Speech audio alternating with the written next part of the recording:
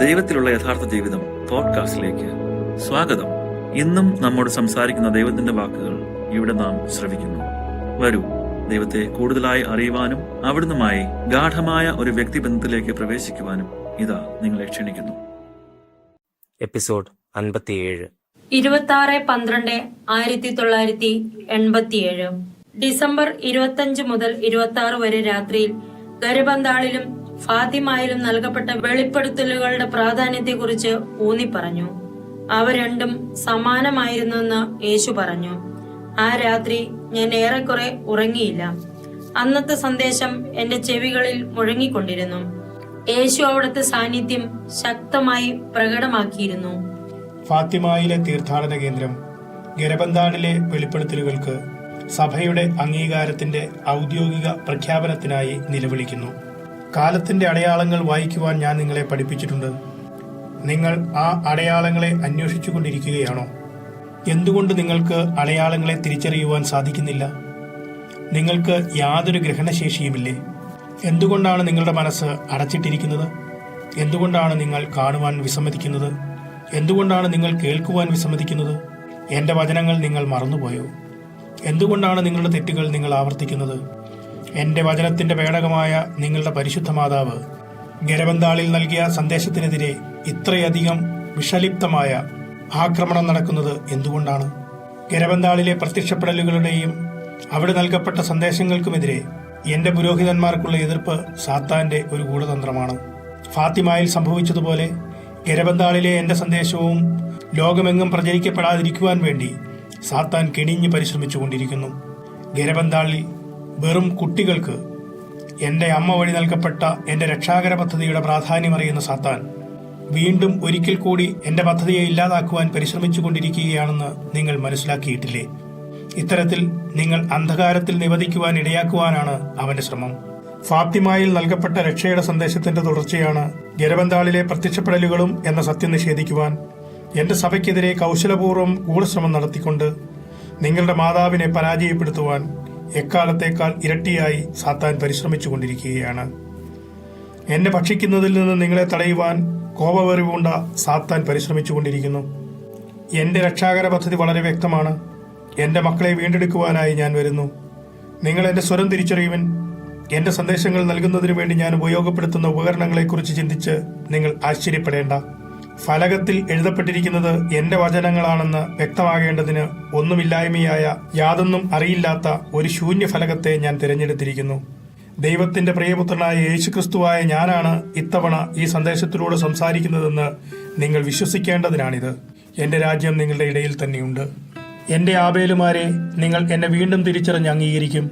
എന്റെ പ്രിയപ്പെട്ടവരെ, ഞാൻ നിങ്ങളെ എത്രയധികം സ്നേഹിക്കുന്നു. താമസിയാതെ തന്നെ എന്റെ പദ്ധതി നിങ്ങൾക്ക് ഞാൻ വെളിപ്പെടുത്തി തരും. കർത്താവെ, പുരോഹിതന്മാർ അങ്ങയുടെ സ്വരത്തെ തിരിച്ചറിഞ്ഞ് അംഗീകരിക്കുന്നില്ലെങ്കിൽ എന്തായിരിക്കും സംഭവിക്കുക? വസൂല, ഇക്കാര്യം ചോദിക്കേണ്ട കാര്യം പൊടിയും ചാരവുമായ നിനക്കില്ല. ഞാൻ ആഗ്രഹിക്കുന്നത് പോലെ ഞാൻ നിന്നെ നയിക്കട്ടെ. ഇക്കാര്യം നീ എനിക്ക് വിടുക. ഈ വാക്കുകളിലൂടെ എല്ലാ സൃഷ്ടികളിലും വെച്ച് ഞാൻ ഏറ്റവും നിസാരയാണെന്ന് ദൈവം എന്നെ ഓർമ്മിപ്പിച്ചു. അതേ കർത്താവേ. വരൂ, എന്നെ തെറ്റിദ്ധരിക്കരുത്. ഞാൻ സ്നേഹമാണ്. എന്നിൽ നിന്നുള്ളവയെ സ്വീകരിക്കുവാൻ പഠിക്കുക. വരൂ, ഞാൻ നിന്റെ വിളക്കിൽ എണ്ണ നിറയ്ക്കാം. അതേ കർത്താവേ, സ്നേഹപൂർവം എന്നെ പരിപാലിക്കുന്നതിന് ഞാൻ അങ്ങേക്ക് നന്ദി പറയുന്നു. നമുക്ക് പോകാം. 28/12/1987 ഞാൻ എന്നെ തന്നെ മറക്കുകയോ ആർക്കെങ്കിലും എതിരായി എന്തെങ്കിലും വിധിവാചകം പറയുകയോ അല്ലെങ്കിൽ മറ്റുള്ളവരെക്കാൾ കൂടുതലായി ഞാൻ ഗ്രഹിക്കുന്നുണ്ടെന്ന് ചിന്തിക്കുകയോ ചെയ്താൽ ഉടൻ തന്നെ ദൈവം സന്ദേശം നൽകുവാനായി തിരഞ്ഞെടുത്തിരിക്കുന്ന എന്റെ ഒന്നുമില്ലായ്മയും അയോഗ്യതയും എന്നെ ഓർമ്മിപ്പിക്കാറുണ്ട്. അവിടുത്തെ ഒറ്റ നോട്ടത്താൽ എന്നെ നിർത്തേണ്ടടുത്ത് നിർത്തും. ഞാൻ എവിടെ എങ്ങനെ ആയിരിക്കണമോ അങ്ങനെ എന്നെ ആക്കി തീർക്കും. ഞാൻ പൊടിയും ചാരവും മാത്രമാണെന്ന് അവിടുത്തെ വാക്കുകളിലൂടെ എന്റെ ഒന്നുമില്ലായ്മ എന്നെ ദൈവം ഓർമ്മിപ്പിച്ചു തന്നു. സൃഷ്ടികളിൽ ഏറ്റവും നിസാരയുമാണെന്ന് ദൈവം എന്നെ ഓർമ്മിപ്പിച്ചു. എന്നാൽ ഞാൻ ഈ പറയുന്ന കാര്യങ്ങൾ ചിലർക്ക് മനസ്സിലാവുകയില്ല. ദൈവത്തിന്റെ സന്ദേശം എഴുതിയെടുക്കുന്നതിന് എന്നെ തിരഞ്ഞെടുത്തതിനാൽ ഞാൻ യോഗ്യതയുള്ളവളാണെന്ന് തെറ്റിദ്ധരിക്കുന്നവരുണ്ട്. സൃഷ്ടികളിൽ ഏറ്റവും നിസ്സാരയായി എന്നെ തിരഞ്ഞെടുക്കുന്നതിലൂടെ ദൈവത്തിന് നമ്മോടുള്ള അഗാധമായ കരുണയാണ് അവിടുന്ന് വ്യക്തമാക്കുന്നത്. സൃഷ്ടികളിൽ ഏറ്റവും നിസ്സാരയായി എനിക്ക് ഇത്രമാത്രം കൃപകൾ ദൈവം നൽകുന്നുണ്ടെങ്കിൽ അവിടുത്തെ ദൃഷ്ടിയിൽ എന്നേക്കാൾ വളരെയേറെ യോഗ്യതയുള്ളവർക്ക് അവർ വിശ്വാസത്തോടെ അവിടുത്തോട് ചോദിക്കുമെങ്കിൽ എത്രയധികം കൃപാദാനങ്ങൾ അവിടുന്ന് നൽകാതിരിക്കില്ല. എന്നോടുള്ള ദൈവത്തിന്റെ സഹിഷ്ണുതയും ക്ഷമയും നിങ്ങൾ ശ്രദ്ധിച്ചുവോ? എന്നെ പ്രഹരിക്കുന്നതിന് പകരം എന്നിലേക്ക് അവിടുത്തെ അനന്തമായ സ്നേഹം അവിടുന്ന് സമൃദ്ധമായി വർഷിക്കുകയാണ് ചെയ്യുന്നത്. അവിടുത്തെ സൃഷ്ടികൾക്ക് എങ്ങനെ അവിടുത്തെ പരിത്യജിക്കുവാൻ കഴിയും? എന്നാൽ ഞാൻ ഈ വക കാര്യങ്ങൾ പറയുവാൻ പാടില്ല, കാരണം ഞാനും ഒരിക്കൽ ഇത്തരത്തിലുള്ളവരോടൊപ്പമായിരുന്നു. എന്നാൽ ഞാൻ ഇപ്പോൾ പറയുന്നു, നിങ്ങളുടെ ജീവശ്വാസം പോലെ നിങ്ങളുടെ ദൈവത്തെ മനസ്സിൽ കരുതുക. കാരണം ജീവശ്വാസമില്ലെങ്കിൽ നിങ്ങൾ മരിക്കും. നമ്മിലേക്ക് ജീവശ്വാസം നിശ്വസിച്ചുകൊണ്ട് ദൈവം നമുക്ക് ജീവൻ നൽകി. അവിടുന്ന് നമുക്ക് നൽകിയ ശ്വാസമാണ് നമ്മുടെ ജീവൻ. ദൈവമാണ് നമ്മുടെ ജീവശ്വാസം. ദൈവമാണ് നമ്മുടെ ജീവൻ. അല്ലയോ വസൂല, എന്റെ ആബേൽ ഇത്തവണ ജീവിക്കും. ആത്മാർത്ഥത തിന്മയെ ഇല്ലാതാക്കും. ആബേൽ കായേനെ കീഴടക്കും എന്ന ആശയമായിട്ടും ഇതെടുക്കാം. എന്റെ വചനത്താൽ മറ്റുള്ളവരെ പ്രചോദിപ്പിക്കുന്നവർ അനുഗ്രഹീതരാണ്. എന്റെ സ്വരം തിരിച്ചറിയുന്ന ആടുകൾ അനുഗ്രഹീതരാണ്. എന്റെ കുഞ്ഞാടുകളെ വീണ്ടും മേയിക്കുന്നവർ അനുഗ്രഹീതരാണ്. ഹൃദയ ലാളിത്യമുള്ളവർ അനുഗ്രഹീതരാണ്. ഗരബന്താളിലെ ദൈവീക ദർശനങ്ങളെ വിശ്വാസ സത്യമായി സഭ പ്രഖ്യാപിക്കുന്ന ദിവസത്തിനു വേണ്ടി ജപമാല പ്രാർത്ഥന നടത്തുന്നവരും എന്റെ അമ്മയെ ബഹുമാനിക്കുന്നതിനായി തങ്ങളുടെ മുട്ടുകൾ മടക്കുന്നവരും അനുഗ്രഹീതരാണ്. സഭയുടെ ഐക്യത്തിനായി സമാധാനത്തിന്റെയും സ്നേഹത്തിന്റേതുമായ എന്റെ കുരിശു വഹിക്കുന്നവർ അനുഗ്രഹീതരാണ്. പത്രോസിന്റെ പക്കലേക്ക് മടങ്ങി വരുന്ന എന്റെ ആടുകൾ അനുഗ്രഹീതരാണ്. തങ്ങളെ തന്നെ എളിമപ്പെടുത്തിക്കൊണ്ട് എന്നെ അനുഗമിക്കുന്നവർ അനുഗ്രഹീതരാണ്. എന്റെ കൽപ്പന പാലിച്ചുകൊണ്ട് ഞാൻ നിങ്ങളെ സ്നേഹിക്കുന്നത് പോലെ പരസ്പരം സ്നേഹിക്കുന്നവർ അനുഗ്രഹീതരാണ്. എനിക്ക് സാക്ഷ്യം വഹിക്കുന്നവരും എന്നിൽ ഇടറാത്തവരും അനുഗ്രഹീതരാണ്. വസൂല, എന്റെ അന്തരാത്മാവിനാൽ അനുഗ്രഹിക്കപ്പെട്ടവളെ, എന്നിൽ വിശ്വാസമർപ്പിക്കുകയും എന്നിൽ ആശ്രയിക്കുകയും ചെയ്യുക. ഞാനാണ് നിന്റെ സ്വർഗീയ അധ്യാപകൻ. ഒരിക്കലും എന്റെ വചനത്തെ സംശയിക്കരുത്. വരൂ, നീ ബലഹീനയാണ്. വരൂ, നിന്റെ ശക്തിയായ എന്നിൽ ആശ്രയിക്കുക. അതേ കർത്താവെ, എനിക്ക് അങ്ങയെ അത്യാവശ്യമാണ്. അങ്ങയെ കൂടാതെ ഒരിക്കലും എനിക്ക് ജീവിക്കുവാൻ സാധിക്കുകയില്ല. എന്നെ സ്നേഹിക്കുക, എന്നെ ആഗ്രഹിക്കുക, എന്റെ സ്വർഗമായിരിക്കുക. അല്ലയോ വസൂല, ഇപ്പോൾ നീ എനിക്ക് വേണ്ടി ത്യാഗമനുഷ്ഠിക്കുകയാണ്. താമസിയാതെ ഞാൻ നിന്നെ എന്റെ അടുക്കിലെത്തിക്കും. ആ ദിവസത്തിനു വേണ്ടി ഞാൻ തീവ്രമായി ആഗ്രഹിക്കുകയാണ്. എന്റെ സമീപം നിലകൊള്ളുക. എനിക്ക് നിന്നോട് ഒരു കാര്യം ചോദിക്കുവാനുണ്ട്. കർത്താവെ, എന്നോട് ചോദിക്കുവാനുണ്ടെന്നോ? വസൂല, എനിക്ക് വേണ്ടി, അതെ എനിക്ക് വേണ്ടി തന്നെ നീ ജപമാല ധ്യാനിച്ച് പ്രാർത്ഥിക്കാമോ? എന്റെ അമ്മയെ എപ്പോഴും അഭിവാദ്യം ചെയ്യുക. വസൂല, എനിക്ക് വേണ്ടി നീ ഇത് ചെയ്യാമോ? ഉവ്വ് കർത്താവെ, ജപമാല പ്രാർത്ഥന പഠിക്കുവാൻ ഞാൻ തയ്യാറാണ്. കർത്താവെ, ജപമാല പ്രാർത്ഥന പഠിക്കുവാൻ എന്നെ സഹായിക്കണമേ. ജപമാല പ്രാർത്ഥന പഠിക്കുവാൻ ഞാൻ തയ്യാറാണ്. കർത്താവെ, ഞാൻ ജപമാല പ്രാർത്ഥന പഠിക്കുവാൻ എന്നെ സഹായിക്കണമേ. പ്രാർത്ഥിക്കുവാൻ അറിയാത്തവരിൽ നിന്ന് ഈ വാക്കുകളാണ് ഞാൻ കേൾക്കുവാൻ ആഗ്രഹിക്കുന്നത്. പഠിക്കുവാൻ തയ്യാറുള്ള നിങ്ങളെല്ലാവരെയും ഞാൻ പഠിപ്പിക്കാം. വരൂ മകളെ, എന്നിൽ വിശ്രമിക്കുക. ഞാൻ നിന്നെ ഒരിക്കലും പരിത്യജിക്കുകയില്ല. ഞാൻ എത്രമാത്രം തീവ്രമായി യേശുവിനെ ആഗ്രഹിക്കുന്നുണ്ടെന്നും ഇവിടെ ഭൂമിയിൽ ഞാൻ എത്രയധികം സഹിക്കുന്നുണ്ടെന്നും യേശു അറിഞ്ഞിട്ടുണ്ടാകും. ദൈവത്തെ തീക്ഷ്ണമായി ആഗ്രഹിക്കുക, അവിടുത്തെ ബലിവസ്തുവായി തീരുക, ലോകവും അതിന്റെ മോഹങ്ങളിൽ നിന്നും പൂർണ്ണമായി വിരക്തി പ്രാപിക്കുക എന്നീ തരംഗങ്ങൾ എന്നിൽ ശക്തമായി അനുഭവപ്പെടുന്നു. ഈ തരംഗങ്ങളുടെ ഏറ്റക്കുറച്ചിലുകളാൽ ചിലപ്പോൾ ഞാൻ അയഞ്ഞു പോകുന്നത് പോലെ എനിക്ക് അനുഭവപ്പെടാറുണ്ട്. ഭൂമിയിൽ ജീവിക്കുന്ന കാലയളവിൽ എനിക്കിവിടെ കർത്താവിന്റെ പുതിയ അപ്പം ഒരിക്കലും തിരസ്കരിക്കാത്ത കുറെ കുഞ്ഞാടുകളെ തീറ്റിപ്പോറ്റുവാൻ സാധിച്ചേക്കാം. പുതുതായി കുറെ ആളുകളെ കർത്താവിന്റെ പക്കൽ കൊണ്ടുവന്ന് എനിക്ക് അവിടുത്തെ പ്രസാദിപ്പിക്കുവാനും സാധിച്ചേക്കാം. കർത്താവിനോട് കൂടിയിരിക്കുന്നതാണ് എനിക്ക് ഏറ്റവും ഇഷ്ടമുള്ളത്. ഏതാണ് ഏറ്റവും നല്ലത്? 31/12/1987 എന്റെ ദൈവമേ, സഭകൾ അങ്ങയുടെ സന്ദേശങ്ങൾ വിശ്വസിക്കണമെന്ന് ഞാൻ പ്രാർത്ഥിക്കുന്നു. വസൂല, എന്നിൽ വിശ്വസിക്കുക എന്നത് ഞാൻ നൽകുന്ന ഒരു കൃപയാണ്. വിശ്വാസം എന്ന കൃപാവരത്തിനു വേണ്ടി ഓരോരുത്തരും ദൈവത്തോട് ചോദിക്കണം. വസൂല, എന്നെ കേൾക്കുക. എന്റെ അധരങ്ങളിൽ നിന്നുള്ള വചനം നീ പ്രഘോഷിക്കണം. എന്റെ സഭ അനുഭവിക്കാനിരിക്കുന്ന ദുരിതങ്ങളെക്കുറിച്ചും നീ പ്രസംഗിക്കണം. ഈ വെളിപാടുകളിലൂടെയുള്ള സന്ദേശം എന്റെ സ്വരമാണ്. കാലത്തിന്റെ അടയാളങ്ങളെ തിരിച്ചറിയുക. എന്റെ സന്ദേശം സ്വീകരിക്കുക. എന്റെ സന്ദേശം രുചിച്ചറിയുവിൻ. എന്റെ സന്ദേശം ഭക്ഷിക്കുക. അവിശ്വസ്തർക്ക് ഹാ ദുരിതം. പിന്നീട്, കുഞ്ഞെ, നീ എന്നെ സ്നേഹിക്കുന്നുണ്ടോ? കർത്താവെ, ഞാൻ അങ്ങയെ നിത്യമായി ആരാധിക്കുന്നു. അതേ വസൂല, എന്നെ സ്നേഹിക്കുക. നിന്റെ കഴിഞ്ഞ കാലത്തെ കുറവുകളെ പരിഹരിക്കുക. എന്നെ സ്നേഹിക്കാത്തവർക്ക് വേണ്ടി പരിഹാരം ചെയ്യുക. പുഷ്പമേ, ഓരോ പുഷ്പത്തിനും പ്രകാശം അത്യാവശ്യമുണ്ട്. പുഷ്പത്തിന്റെ ഇതളുകൾക്ക് പ്രകാശം അത്യാവശ്യമുണ്ട്. മകളെ, നീ പശ്ചാത്തപിക്കുമോ? പരിശുദ്ധ കുർബാന സ്വീകരിക്കുന്നതിനു വേണ്ടി അവിടുന്ന് എന്നെ ഒരുക്കിക്കൊണ്ടിരിക്കുന്നതിനാൽ ഞാൻ എന്റെ കഴിഞ്ഞ കാലങ്ങളിലെയും ഇപ്പോഴത്തെയും പാവങ്ങളെ പ്രതി പശ്ചാത്തപിച്ചു. നിന്റെ ഹൃദയത്തിന്റെ ആഴങ്ങളിൽ നിന്ന് നിന്റെ എല്ലാ പാപങ്ങളെയും ശക്തമായി എതിർക്കുക. അശുദ്ധിയെ അതിശക്തമായി എതിർക്കുക. കാരണം അശുദ്ധിയാണ് സോദോമിന്റെ തിന്മ. 1-1-1988. എന്റെ ദൈവമേ, ഇത് ഞാനാണ്. എന്റെ കരം പിടിക്കുക. എന്റെ മറ്റേ കരവും പിടിച്ചു നടക്കുക. ഒരു പുതിയ വിഷയത്തിലേക്ക് പ്രവേശിക്കാനിരിക്കെ യേശു ഒരു ദർശനത്തിലൂടെ എന്റെ 2 കരങ്ങളും പിടിച്ചു നടക്കുന്നതായി എന്നെ കാണിച്ചു. നടക്കൂ പ്രിയപ്പെട്ടവളെ, നടക്കൂ. മുന്നോട്ട് നടക്കുക. ഭയപ്പെടേണ്ട. എന്റെ സൃഷ്ടികളുടെ ഒരു വിഭാഗത്തിനു വേണ്ടി മാത്രമല്ല, നേരെ മറിച്ച് സമസ്ത സൃഷ്ടികൾക്കും വേണ്ടിയുള്ള എന്റെ സന്ദേശവാഹകയായിട്ടാണ് ഞാൻ നിന്നെ നിയോഗിച്ചിരിക്കുന്നത്. വസൂല, കാത്തിരിക്കുക. നീ കാണും, എന്റെ സന്ദേശത്തിന്റെ പകുതിയോടടുത്തു പോലും നമ്മൾ എത്തിയിട്ടില്ല. വസൂല, എനിക്ക് നിന്നെ കൂടാതെ തന്നെ പ്രവർത്തിക്കുവാൻ കഴിയും. എന്നാൽ പുഷ്പമേ, നിന്നോടൊപ്പം എന്റെ പ്രവൃത്തികൾ പങ്കുവയ്ക്കുന്നതിൽ ഞാൻ സന്തോഷിക്കുന്നു. ഞാൻ ദൈവമാണ്. എനിക്ക് ഞാൻ തന്നെ മതിയായവനാണ്. നീ വയ്ക്കുന്ന ഓരോ ചുവടും ഞാൻ ആശീർവദിക്കുന്നു. അതിനാൽ മുന്നോട്ട് പോവുക.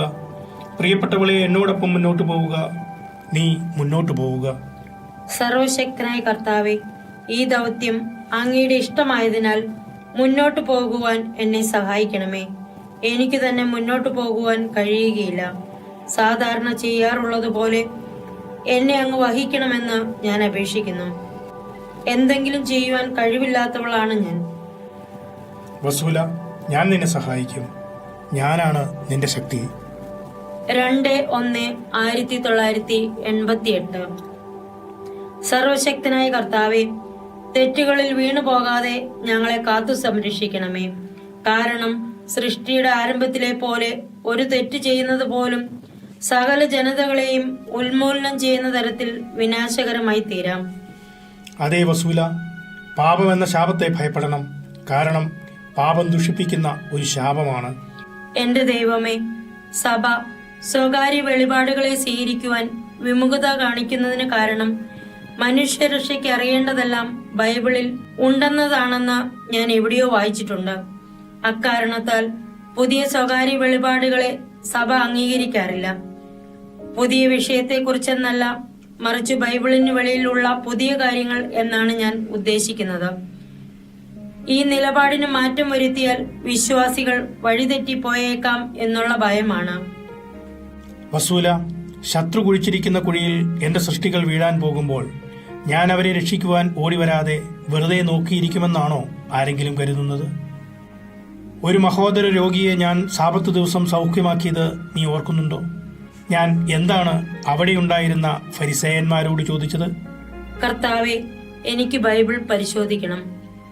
എങ്കിൽ എന്റെ തിരുവചന ഗ്രന്ഥം എടുത്തുകൊണ്ടുവരിക. ഞാൻ ബൈബിൾ പരിശോധിച്ചു. ലൂക്ക 14-1-6 വരെ വചനഭാഗത്താണ് ഈ സംഭവം രേഖപ്പെടുത്തിയത്. മകളെ, ഞാൻ നിയമജ്ഞരോടും ഫരിസേയരോടുമായി ചോദിച്ചു, സാബത്തിൽ രോഗശാന്തി നൽകുന്നത് അനുവദനീയമോ അല്ലയോ? അവർ നിശബ്ദരായിരുന്നു. യേശു അവനെ അടുത്ത് വിളിച്ച് സുഖപ്പെടുത്തി അയച്ചു. അനന്തരം അവൻ അവരോട് ചോദിച്ചു, സാബത്തിൽ തന്റെ പുത്രനോ കാളയോ കിണറ്റിൽ വീണാൽ ഉടൻ വലിച്ചു കയറ്റാത്തവരായി നിങ്ങളിൽ ആരുണ്ട്? മറുപടി പറയുവാൻ അവർക്ക് കഴിഞ്ഞില്ല. ലൂക്ക അധ്യായം 14, 1 മുതൽ 6 വരെയുള്ള തിരുവചനങ്ങൾ. ഇക്കാലത്ത് എൻ്റെ ദൈവിക വെളിപാടുകളെ നിഷേധിക്കുന്നവരോട് ഞാൻ ഇങ്ങനെ ചോദിക്കുകയാണ്: ഇക്കാലത്തുള്ള എൻ്റെ ദൈവിക പ്രവൃത്തികളാൽ എൻ്റെ സൃഷ്ടികൾ കുഴിയിൽ വീഴാതെ അവരെ രക്ഷിക്കുന്നത് നിങ്ങളുടെ കാലഘട്ടത്തിൽ എൻ്റെ നിയമത്തിനെതിരാണോ? വസൂല, ഞാൻ യേശുവാണ്. യേശു എന്ന പേരിനർത്ഥം രക്ഷകൻ എന്നാണ്. കർത്താവെ, അവരോട് ഇത് പറയണം. സകല മർത്യരുടെയും കർത്താവെ, അവരെ ഇക്കാര്യം ഓർമ്മിപ്പിക്കണമേ. പ്രിയപ്പെട്ടവളെ, അവർ എൻ്റെ ഹൃദയത്തിൽ ഒരു മുൾക്കിരീടം വെച്ചിരിക്കുന്നു. എൻ്റെ തിരുഹൃദയത്തിൽ നിന്ന് രക്തം വാർന്നൊഴുകുന്നു. യേശുവെ, അവർ ഇക്കാര്യം തിരിച്ചറിയുന്നുണ്ടോ? ഞാൻ നിശബ്ദമായി അവരുടെ വാതിൽക്കൽ ചെന്ന് വാതിലിൽ മുട്ടാതെ അവരുടെ ഭവനത്തിൽ പ്രവേശിച്ച് രക്തം വാർന്നൊലിക്കുന്ന എൻ്റെ തിരുഹൃദയം അവരെ കാണിച്ചു കൊടുക്കും. തങ്ങളുടെ ആത്മാർത്ഥത തെളിയിക്കുന്നവർ അവരുടെ തെറ്റുകൾ തിരിച്ചറിയും. മകളെ, വരൂ, നമ്മൾ ഉവ്വ് കർത്താവെ, നമുക്കൊരുമിച്ച് ഐക്യത്തോടെ പ്രവർത്തിക്കാം. 4/1/1988. വസൂല, വളരെയധികം ദുഃഖത്തോടും അടിയന്തര പ്രാധാന്യത്തോടുമാണ് ദൈവം സംസാരിച്ചത്. എന്റെ പെൺമക്കളിൽ ഒരാളിതാ മരിച്ചു കിടക്കുന്നു. നിന്റെ സഹോദരിമാരിൽ ഒരാൾ തന്നെ. കർത്താവെ, അതാരാണ്? എന്റെ വളരെയധികം സ്നേഹിക്കപ്പെട്ട മകളായ റഷ്യ തന്നെ. വരൂ, ഞാൻ നിനക്ക് അവളെ കാണിച്ചു തരാം. ഒരു ദർശനത്തിൽ ദൈവം എന്നെ ഒരു മരുഭൂമിയുടെ അരികിൽ കൊണ്ടു നിർത്തി. അവിടുത്തെ ചൂണ്ടുവിരൽ ദൂരത്തേക്ക് ചൂണ്ടിക്കൊണ്ട് ചുട്ടുപരിയുന്ന വെയിലിൽ മരിച്ചു കിടക്കുന്ന അവിടുത്തെ മകളും എന്റെ സഹോദരിയുമായ റഷ്യയെ എനിക്ക് കാണിച്ചു തന്നു. സ്വേച്ഛാധിപത്യത്തിന്റെ കീഴിൽ ദുരിതം അനുഭവിച്ച അവൾ ക്ഷീണിച്ച അവശയായി മരുഭൂമിയിൽ കിടക്കുന്നതായി കാണപ്പെട്ടു. മരണനേരത്തു പോലും അവൾ ഉപേക്ഷിക്കപ്പെട്ടതായി തോന്നി. ആശ്വസിപ്പിക്കുവാൻ സമീപത്ത് ആരുമില്ലാതെ അവൾ ഏകാകിനിയായി ദുരിതം അനുഭവിച്ചു മരിച്ചു. ഈ ദുഃഖകരമായ ദർശനം കണ്ടപ്പോൾ അവളെ ഓർത്ത് ഞാൻ പൊട്ടിക്കരഞ്ഞു. ഞാൻ അവളെ കണ്ട് തേങ്ങിക്കരഞ്ഞു. നീ കരയാതിരിക്കൂ വസൂല, ഞാൻ അവളെ ഉയിർപ്പിക്കും. എന്റെ മഹത്വത്തിനായി ഞാൻ അവളെ ഉയിർപ്പിക്കും. ലാസറിനെ ഉയിർപ്പിച്ചതുപോലെ ഞാൻ അവളെയും ഉയിർപ്പിക്കും. കർത്താവെ, അങ്ങ് എനിക്ക് വലിയ ദുഃഖം തരികയാണോ? നീ അനുഭവിക്കുന്ന ദുഃഖം എന്റെ ദുഃഖത്തോട് തുലനം ചെയ്യുമ്പോൾ ഒന്നുമല്ല. വസൂല, ഞാൻ അവളെ സ്നേഹിക്കുന്നു. നീയും അവളോട് കരുണ കാണിക്കുക. ഉഷ്ണക്കാറ്റ് വീശിയടിച്ചുകൊണ്ടിരിക്കുന്ന ഈ മരുഭൂമിയിൽ മരിച്ചു കിടക്കുന്ന അവളെ ഞാൻ പരിത്യജിക്കുകയില്ല. വസൂല, നിന്റെ സഹോദരിയെ സ്നേഹിക്കുക, അവളോട് കരുണ കാണിക്കുക. അവളുടെ അടുക്കൽ ചെല്ലുക, അവളെ സ്നേഹിക്കുക, കാരണം ഒരുവനും അവളെ സ്നേഹിച്ചില്ല. വസൂല, അവൾ എന്നെ പരിത്യജിക്കുകയും എനിക്കെതിരെ തിരിയുകയും ചെയ്തിരുന്നു. അവൾ വളർന്നു വന്നപ്പോൾ, പ്രണയത്തിനുള്ള സമയമായപ്പോൾ അവൾ എനിക്കെതിരെ തിരിഞ്ഞു. എന്റെ വസ്ത്രം എന്നോടൊപ്പം പങ്കുവയ്ക്കുവാൻ ഞാൻ അവളെ വിളിച്ചിരുന്നെങ്കിലും അവൾ എന്റെ വിളി കേൾക്കാതെ നടന്നകന്നുപോയി. പ്രായപൂർത്തിയായെന്ന് തോന്നിയപ്പോൾ അവളെ തന്നെ പരിപാലിക്കുവാൻ അവൾക്കാകുമെന്ന് അവൾ വിശ്വസിച്ചു. അവൾ എന്നോട് പുറന്തിരിക്കുകയും എന്നിൽ നിന്ന് നടന്നകലുകയും ചെയ്തു. ഒരു അവിശ്വസ്തയായ ഭാര്യയെപ്പോലെ അവൾ എന്നിൽ നിന്ന് ഒളിച്ചോടിപ്പോയി. എന്റെ പ്രിയപ്പെട്ടവളെ, ഒരു മകളെ നഷ്ടപ്പെടുന്നത് എത്രയധികം വേദനാജനകമാണെന്ന് നിനക്കറിയാമോ? എന്റെ ഹൃദയം മുറിഞ്ഞു. ഞാൻ നീറി കരഞ്ഞു. ഇതുകൊണ്ട് മതിയാകാതെ അവൾ അഹങ്കാരത്തോടെ യാതൊരു ദുഃഖവുമില്ലാതെ അവളുടെ പിതാവായ എനിക്കെതിരെയും എല്ലാ വിശുദ്ധ രക്തസാക്ഷികൾക്കെതിരെയും പരസ്യമായി യുദ്ധം പ്രഖ്യാപിച്ചു. അവൾ പിന്നീട് ഒരിക്കലും എന്നെ വിശ്വസിച്ചില്ല. എന്നിൽ പ്രത്യാശ അർപ്പിച്ചുകൊണ്ട്, എന്നെ സ്നേഹിച്ചുകൊണ്ട് എന്നെ ആരാധിക്കുന്നത് അവൾ നിർത്തി. ഒരിക്കൽ ഞങ്ങൾ പരസ്പരം പങ്കുവച്ചിരുന്ന സ്നേഹം അവൾ മറന്നതായി തോന്നി. ഞാൻ അവൾക്ക് പുത്രന്മാരെയും പുത്രിമാരെയും നൽകിയിട്ടുണ്ടായിരുന്നു. എന്നാൽ അവളുടെ ഉഗ്രകോപത്താൽ എന്റെ മക്കളെ അവൾ കൊന്നൊടുക്കി. അവരെ അവൾ സാത്താന് ദഹനബലിയായി കാഴ്ചവെച്ചു. ഇതുകൊണ്ടൊന്നും മതിവരാതെ അവൾ സാത്താന്റെ നേർക്ക് അനുഭാവപൂർവ്വം തിരിഞ്ഞ് അവനുമായി ഒരു സഖ്യമുണ്ടാക്കി. അവൾ ആഗ്രഹിക്കുന്നതെല്ലാം സാത്താൻ അവൾക്ക് കൊടുക്കുമെങ്കിൽ അവനോട് അവൾ വിശ്വസ്തയായിരുന്നു കൊള്ളാമെന്ന ഉടമ്പടി അവനുമായി ഉണ്ടാക്കി. സാത്താനെ സ്വതന്ത്രമായി പ്രവർത്തിക്കുവാൻ അനുവദിക്കണമെന്ന വ്യവസ്ഥയോടെ അവൻ ആ സഖ്യത്തിന് സമ്മതിച്ചു. സാത്താൻ പിന്നീട് അവളെ എന്നിൽ നിന്ന് പൂർണ്ണമായി വിച്ഛേദിച്ചു മാറ്റിക്കളഞ്ഞു. ഞങ്ങളുടെ ബന്ധങ്ങൾ മുറിച്ചു കളയുവാൻ അവൾ അവനെ അനുവദിച്ചു. സാത്താനിൽ വിശ്വാസമർപ്പിക്കുവാൻ അവൻ അവളെ ഇടവരുത്തി. വഞ്ചകനായ സാത്താൻ അവളെ ആദ്യം വെള്ളം നിറഞ്ഞ ചതുപ്പ് നിലങ്ങളിലേക്ക് നയിച്ചു. കാരണം അവിടെയുള്ള കുഴിയുന്ന മണൽ ചുഴികളിൽ അവൾ താണുപോകാതിരിക്കുന്നതിനു വേണ്ടി അവൾ സാത്താനെ ചാരി ആശ്രയിക്കേണ്ടതിനാണ് ഇങ്ങനെ ചെയ്തത്. സാത്താനിൽ പൂർണ്ണമായി ആശ്രയിക്കുവാൻ അവളെ അനുവദിക്കണമെന്ന് അവൾ അവനോട് അപേക്ഷിച്ചു. വസൂല എന്റെ ഭവനത്തിൽ നിന്ന്, പരിശുദ്ധിയുടെ എന്റെ ഭവനത്തിൽ നിന്ന് ഓടിപ്പോയി അധാർമികതയുടെ മകളാകേണ്ടതിന് ഒരിക്കൽ ജെറുസലേം ചെയ്തതുപോലെ ഇവളും എന്നിൽ നിന്ന് ഓടിപ്പോയി തന്റെ മക്കളെ ഒന്നിനു പിന്നാലെ മറ്റൊന്നായി ബലികഴിച്ചു. ഇപ്രകാരം ചെയ്യുന്നത് ബുദ്ധിയായിരിക്കുമെന്ന് എന്റെ മകളായ റഷ്യയും കരുതി. എന്റെ ഭവനത്തിലുണ്ടായിരുന്ന പരിശുദ്ധ വസ്തുക്കളെല്ലാം അവളെടുത്ത് സാത്താന് സമർപ്പിച്ചു. അവൻ അവയെ എടുത്ത് ആയുധങ്ങളുണ്ടാക്കി. തന്റെ മായാമഹത്വത്താൽ സാത്താൻ അവളെ അന്ധയാക്കി തീർത്തു. അവളുടെ അന്ധതയിൽ അവൻ അവളെ ചതുപ്പ് നിലത്തു നിന്ന് മാറ്റി ഊഷരഭൂമിയിൽ വെയിലേറ്റ് ദാഹിച്ചു മരിക്കുന്നതിനായി കൊണ്ടുചെന്നാക്കി. സ്വന്തം രക്തം വാർന്നൊലിക്കുന്ന ശരീരവുമായി അവൾ നഗ്നയായി നടന്നു നീങ്ങുന്നത് ഞാൻ കണ്ടു. ഞാൻ അവളെ വീണ്ടും വിളിച്ചു, എന്നാൽ എന്റെ വിളി കേൾക്കുവാൻ അവൾ കൂട്ടാക്കിയില്ല. അതിനു പകരം അവൾ അവളുടെ ഇളയ സഹോദരികളെ അധാർമികതയിലേക്ക് കൂട്ടിക്കൊണ്ടുപോയി എന്നെ പ്രകോപിപ്പിക്കുകയാണ് ചെയ്തത്. അവളുടെ സഹോദരിമാർ വിസമ്മതിക്കുമ്പോൾ തന്റെ വാളെടുത്ത് അവൾ അവരെ നിർബന്ധിച്ചു കൂട്ടിക്കൊണ്ടുപോയി. വാളെടുക്കുന്നവൻ വാളാലെ നശിക്കുമെന്ന് ഞാൻ പറഞ്ഞിട്ടില്ലേ? അവൾ എന്റെ അപ്പം ആഗ്രഹിക്കേണ്ടതിന് ഞാൻ അവളുടെ അപ്പത്തിന്റെ ലഭ്യത പരിമിതമാക്കി കുറച്ചു. എന്നാൽ എന്നിൽ നിന്നുള്ള ഭക്ഷണം ഭക്ഷിക്കുന്നതിനേക്കാൾ പട്ടിണി കിടന്ന് മരിക്കുവാനാണ് അവൾ ഇഷ്ടപ്പെട്ടത്. വിശന്നു തളർന്ന് വലഞ്ഞ അവൾ തന്റെ സഹോദരിമാരെ അവളുടെ ദുഷിച്ച പ്രവൃത്തികൾ രഹസ്യമായി ചെയ്യുന്നതിനയച്ചു. കാരണം അഹങ്കാരത്തിന്റെ മൂർത്തരൂപമായ സാത്താൻ തന്നെയാണ് അവരുടെ അഹങ്കാരത്തെ ഉത്തേജിപ്പിച്ചുകൊണ്ടിരുന്നത്.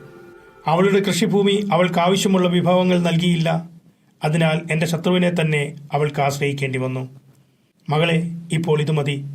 ഞാൻ നാളെ ഈ സന്ദേശത്തിന്റെ തുടർന്നുള്ള ഭാഗങ്ങൾ പറഞ്ഞു തരാം. വരൂ മകളെ, ഞാൻ നിന്നെ അനുഗ്രഹിക്കട്ടെ. എന്നെ ഭക്ഷിക്കുക. നമ്മൾ ഓവ് കർത്താവേ. നിങ്ങൾ കേട്ടത് ദൈവത്തിലുള്ള യഥാർത്ഥ ജീവിതം പോഡ്കാസ്റ്റ്. അടുത്ത എപ്പിസോഡിൽ വീണ്ടും കണ്ടുമുട്ടുമ്പോഴേക്കും അവിടുത്തെ കരുണാദ്ര സ്നേഹത്തിൽ ഒരു പടി കൂടെ ആഴപ്പെടാൻ ഇടവരട്ടെ.